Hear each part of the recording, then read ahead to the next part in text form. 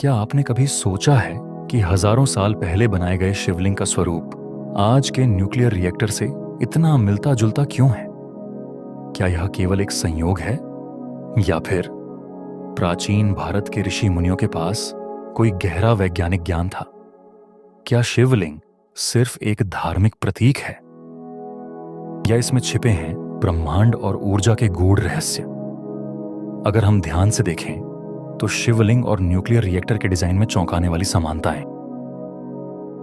शिवलिंग गोलाकार होता है जिसके चारों ओर जल प्रवाहित किया जाता है। ठीक उसी तरह न्यूक्लियर रिएक्टर भी गोलाकार होता है और उसे ठंडा रखने के लिए लगातार पानी प्रवाहित किया जाता है। लेकिन सवाल यह है, क्या प्राचीन भारत के ऋषियों को ऊर्जा संतुलन का यह रहस्य पहले से ही पता था? भारत के कई प्राचीन शिव मंदिर उन स्थानों पर स्थित हैं जहां भूगर्भीय हलचलें सबसे अधिक होती हैं। वैज्ञानिकों ने इन क्षेत्रों में रेडियो एक्टिविटी के प्रमाण भी पाए हैं। क्या यह महज संयोग है कि ये मंदिर उन्हीं स्थानों पर बनाए गए जहां पृथ्वी की ऊर्जा सबसे अधिक सक्रिय है, या फिर प्राचीन ऋषियों के पास ऐसा कोई ज्ञान था जिससे वे इन ऊर्जावान स्थानों की पहचान कर सकते थे? उज्जैन का महाकालेश्वर मंदिर एक ऐसा स्थान जहां भक्तों को गर्भगृह में प्रवेश करते ही एक विशेष ऊर्जा का अनुभव होता है। क्या यह ऊर्जा केवल आध्यात्मिक अनुभूति है या इसके पीछे कोई वैज्ञानिक कारण भी हो सकता है? क्या यह रेडियो एक्टिविटी का प्रभाव हो सकता है? अगर हां, तो क्या प्राचीन भारत के विद्वान इस ऊर्जा को पहचानते थे?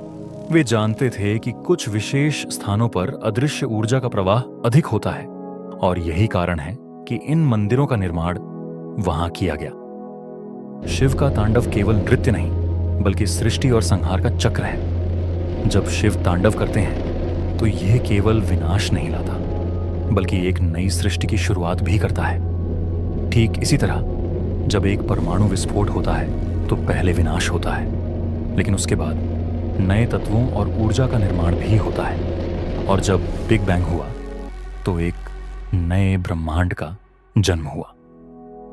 अगर हम ध्यान दें तो विज्ञान और अध्यात्म में हमेशा टकराव की बात की जाती है, लेकिन क्या यह सच में टकराव है या फिर यह एक ऐसा ज्ञान है जिसे दो अलग अलग नजरियों से देखा जा रहा है? प्राचीन ऋषियों ने जिन रहस्यों की खोज की वे आधुनिक विज्ञान के सिद्धांतों से मेल खाते हैं।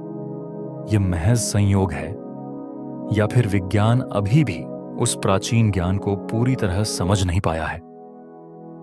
शायद अब समय आ गया है कि हम धर्म और विज्ञान को विरोधी मानने के बजाय उन्हें एक दूसरे का पूरक समझें, क्योंकि सच्चा ज्ञान वही है जहां सवाल पूछे जाते हैं और जवाब खोजे जाते हैं। क्या शिवलिंग सिर्फ एक धार्मिक प्रतीक है या इसके पीछे ब्रह्मांडीय ऊर्जा और विज्ञान का गूढ़ रहस्य छुपा है? इस विषय पर आपकी क्या राय है? कमेंट में हमें जरूर बताइए और इस ज्ञान को अधिक से अधिक लोगों तक पहुंचाइए। अगर आपको यह जानकारी रोचक लगी तो हमारे चैनल क्रिएट गॉड को सब्सक्राइब करें और इस वीडियो को लाइक और शेयर करें। आइए मिलकर विज्ञान और आध्यात्म के रहस्यों को खोजते हैं।